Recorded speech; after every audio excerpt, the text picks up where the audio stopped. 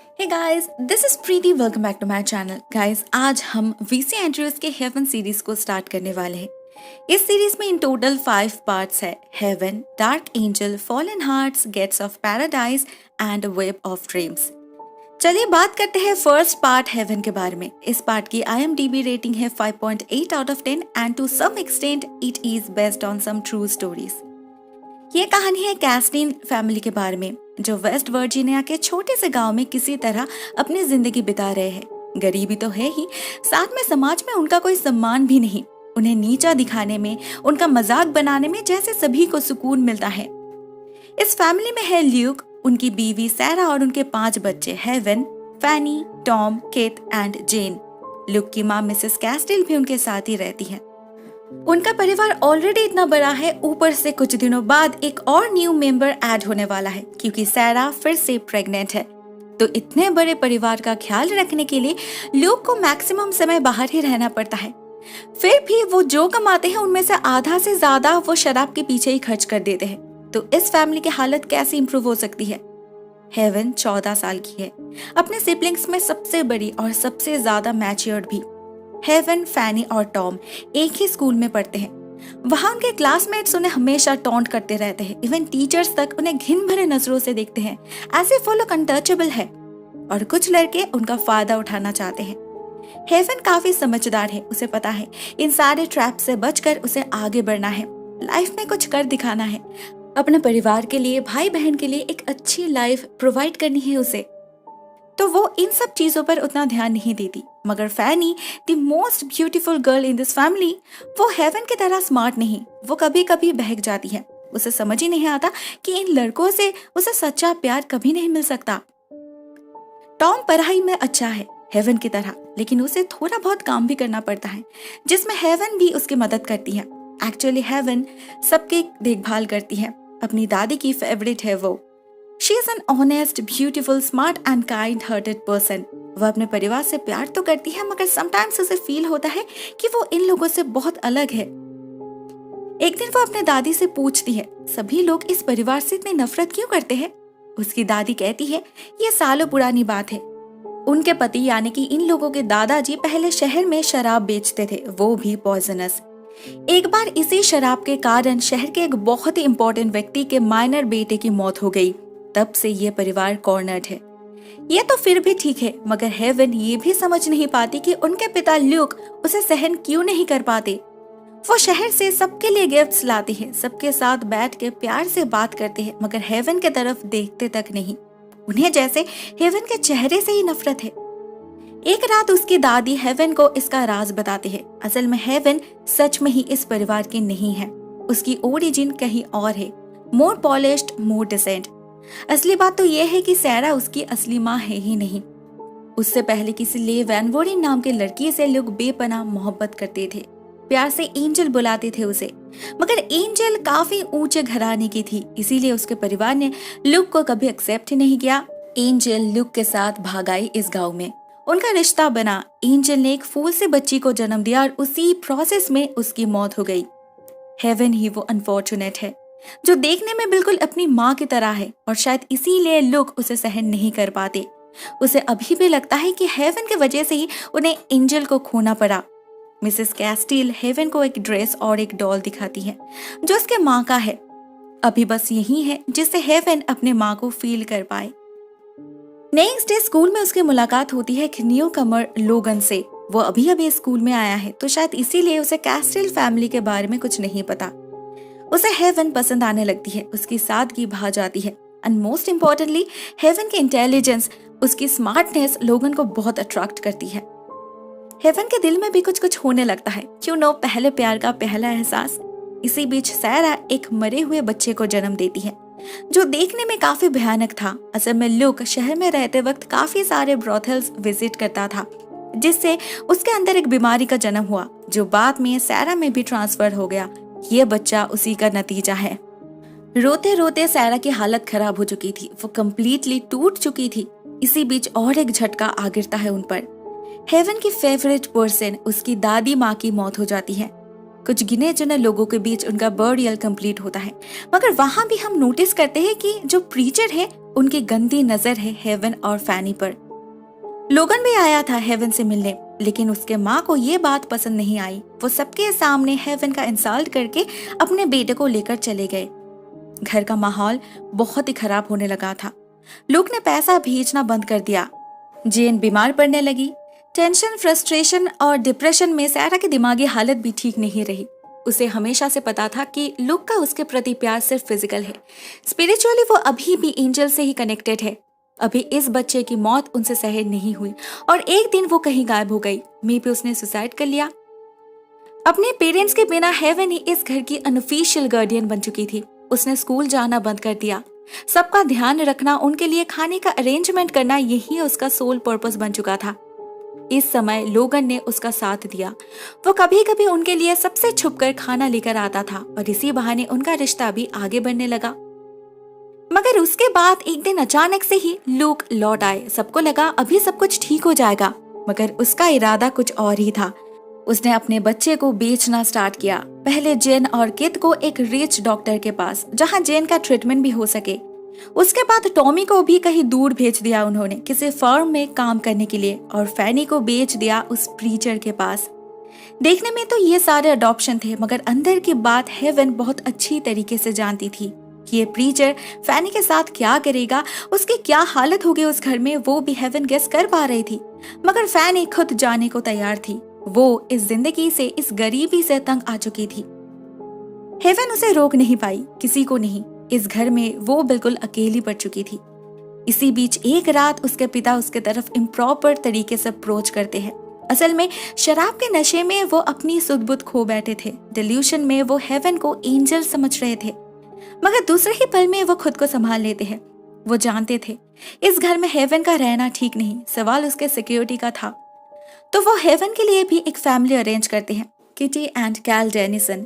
शुरू होता है हेवन का एक नया जीवन। किटी बहुत ही प्यार से हेवन को वेलकम करती है, मगर उनके बर्ताव में कुछ अबनॉर्मलिटीज पहले दिन से ही हेवन को नजर आती है। वो हेवन को फोर्स करती है उसे माँ बुलाने के लिए, अपने सामने उसे ड्रेस चेंज करने पर मजबूर करती है, और उसका प्यार भी जैसे एक दिखावा था। कुछ दिन बीतते हैं और हमें पता चलता है बहुत ही अजीब है ये औरत। हेवन को अपनी बेटी मानती है, मगर उसे स्कूल ना भेजकर घर के काम करवाती है। हर रोज उससे सारे फर्नीचर्स क्लीन करवाती है, पूरे घर में पोछा लगाती है और बाथरूम भी क्लीन करवाती है उससे। हेवन बिना सवाल किए सब कुछ करती है। उसे एटलीस्ट एक परिवार तो मिला, एक सिक्योर्ड शेल्टर, भले वो अनहेल्दी क्यों ना हो। इस घर में कैल की हालत भी कुछ खास नहीं। He is more like a trophy husband. उम्र में किटी से काफी छोटा है, एक वानाबी नॉवेलिस्ट है, कुछ कमाता नहीं। फिलहाल उसका बस एक ही काम है, किटी को खुश रखना, सेटिस्फाइड रखना, मेंटली एंड फिजिकली। किटी एक हाई प्रोफाइल जॉब करती है, काफी पैसा है उसके पास, तो वो हेवन के सामने ही कैल को नीचा दिखाती है। कैल इस सबसे यूज्ड टू है, वो कुछ माइंड नहीं करता, मगर उसे हेवन को देखकर बहुत खराब लगता है। वो कभी कभी उसकी कुछ मदद भी कर देता है, मगर ये सब किटी को पसंद नहीं। वो हेवन को फोर्स करती है कैल को डैड बुलाने के लिए, जबकि कैल उससे सिर्फ कुछ ही साल सीनियर है। किटी के एब्सेंस में उन दोनों के बीच एक फ्रेंडशिप ग्रो करने लगती है। दोनों ही इस घर में कैद थे, इसीलिए दोनों एक दूसरे से अपने मन की बात शेयर करते थे। हेवन उसे अपनी बर्थ हिस्ट्री के बारे में बताती है, अपने माँ के बारे में, अपने स्टेप सिबलिंग्स के बारे में जिन्हें वो बहुत ज्यादा मिस करती है, और लोगन के बारे में भी। कैल उसे कुछ स्टैम्प्स और एनवेलप्स गिफ्ट करता है, जिससे वो उन्हें खत लिख पाए। किटी वैसे तो पूरा दिन अपने काम और वाइन के साथ बिजी रहती है, लेकिन इन दोनों के बीच बढ़ती हुई नजदीकी पर उसकी नजर थी। कैल का हमेशा हेवन को सपोर्ट करना उसे नापसंद था। एक दिन हेवन उसे 2 लेटर्स देती है पोस्ट करने के लिए, जो वो खोल कर पढ़ने लगती है। ये तो गलत है। कैल उसे रोकता है तो किटी बहुत बड़ा तमाशा खड़ा करती है। कहती है वो हेवन की माँ है तो उनसे क्या प्राइवेसी। वो पागलों के जैसे हरकतें करने लगती है, कभी उस पर चिल्लाने लगती है तो कभी उसे प्यार करने लगती है। एक बार तो वो हेवन को गर्म पानी में भी धकेल देती है। हेवन के पूरे शरीर पे छाले पड़ चुके थे, जिसका इलाज भी वो खुद अपने हाथों से करती है। हेवन समझ पा रही थी किटी उससे जेलस है, किसी बात से खफा है, मगर क्यों? इस बात का जवाब उसे कुछ ही देर में पता चल जाता है, जब किटी उससे अपने पास्ट के कुछ बातें शेयर करती है। हमें पता चलता है किटी असल में उसके पिता लुक की पहली गर्लफ्रेंड है। लुक उससे शादी करने का प्रॉमिस किया था, मगर जब वो प्रेग्नेंट हो पड़ी उसने फोर्सफुली उसका अबॉर्शन करवाया, वो भी कुछ इस तरीके से कि किटी के इंटरनल ऑर्गन्स परमानेंटली डैमेज हो गए और वो कभी मां नहीं बन पाई। इतना कुछ करने के बाद लुक ने उसे छोड़ दिया, उसे एंजल जो मिल चुकी थी। इसीलिए इंटेंशनली उसने हेवन को अडॉप्ट किया, जिससे वो किसी तरीके से लुक से कनेक्टेड रह पाए। हेवन में उसे एंजल का साया दिखता है और फिर उसमें किटी को वो बेटी भी नजर आती है जो उसे कभी नसीब नहीं हुई। इसीलिए हेवन के प्रति उसका मिक्स्ड इमोशन काम करता है, जिसे भुलाने के लिए ही वो और ज्यादा शराब के नशे में धुत रहती है। एक दिन अचानक वो बहुत बीमार पड़ जाती है। उसके टॉर्सो और चेस्ट पर बहुत ज्यादा दर्द होने लगता है। डॉक्टर्स कुछ टेस्ट करते हैं और एक दवाई देते हैं, इससे दर्द कम होगा, मगर किटी को शराब छोड़ना होगा। इस दवाई के साथ वाइन का कॉम्बिनेशन डेडली है। पता नहीं किटी को ये बात कैसे पता चल गई। एक दिन उसने इसे शराब के साथ लेकर सुसाइड अटेम्प्ट की। असल में वो अपनी सैनिटी खो चुकी थी। जो दर्द उसने इतने दिनों से अपने अंदर छुपा कर रखा, वो अभी पागलपन का रूप ले चुका था। वो लुक और एंजल को पागलों की तरह कोसने लगती है। इवन एक बार तो वो हेवन पर हाथ भी उठाती है। हेवन और कैल दोनों मिलकर उसका ख्याल रखने लगते हैं। इससे उसकी तबीयत तो कुछ बेहतर नहीं होती, मगर कैल और हेवन के बीच रिश्ता गहरा होने लगता है। कैल विजिबली हेवन के प्रति अट्रैक्टेड था। वो उसे सिड्यूस करने लगता है। हेवन पहले कुछ दिनों तक उसे रेजिस्ट करती है, मगर एक पॉइंट पर वो भी इस रिश्ते को एक्सेप्ट कर लेती है। उसे भी लाइफ में अफेक्शन चाहिए था, एक सेंस ऑफ सिक्योरिटी चाहिए था। लोगन तो शायद उसे भुला चुका है। उसने इतने सारे लेटर्स लिखे, एक का भी जवाब उसने नहीं दिया, तो वो क्यों उसे याद रखे। किटी की तबीयत बहुत खराब होने लगी थी। वो बार बार अपने माँ के पास जाने की बात कर रही थी, जो विनर रो में रहती है।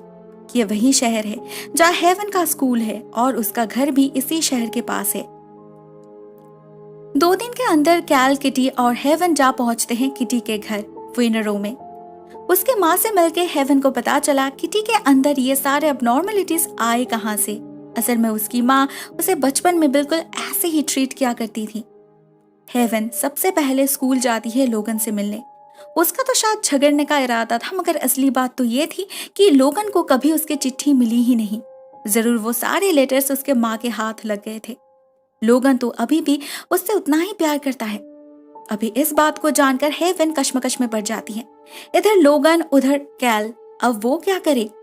वो अपने बहन से भी मिलने जाती है, फैनी से, लेकिन फैनी की हालत देखकर उसे रोना आ जाता है। उसने जो सोचा था वही हुआ।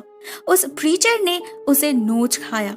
इस छोटी सी उम्र में ही फैनी प्रेग्नेंट हो पड़ी है, लेकिन वो इस जिंदगी को अपना चुकी है, तो वो हेवन को उसे डिस्टर्ब करने से मना करती है। हेवन घर आ पहुंचती है तो उसे एक नया झटका मिलता है। पता चलता है किटी को ब्रेस्ट कैंसर है। वो और बस कुछ ही दिनों का मेहमान है। और तो और किटी पर्सनली उसे बुलाकर कुछ ऐसी बातें शेयर करती है जिससे हेवन को अपने आप पे ही शर्म आने लगती है।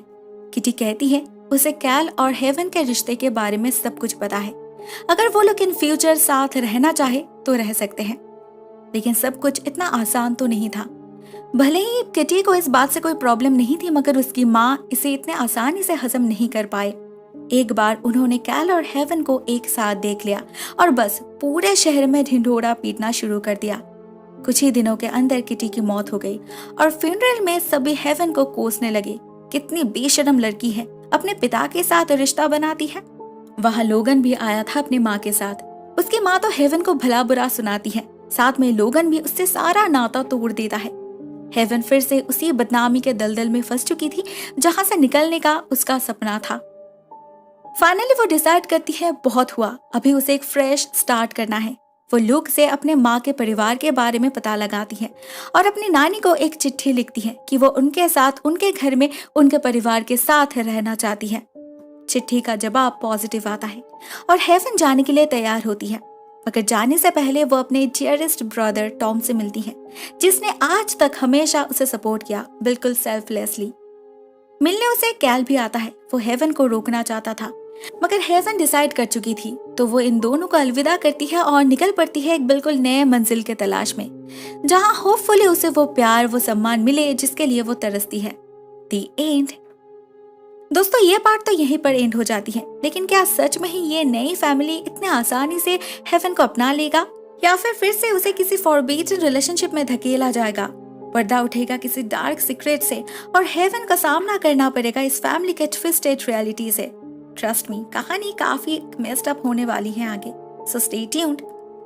आज के लिए बस इतना ही दोस्तों, बहुत जल्द मिलते हैं इसके नेक्स्ट पार्ट डार्क एंजल के साथ। तब तक अगर आपको ऐसी और कहानी चाहिए तो आप इन 2 प्लेलिस्ट पर चेक कर सकते हो, आपको वीसी एंड्रूज की और भी ट्विस्टेड टेल्स मिल जाएगी। फिलहाल के लिए टेक केयर, टाटा।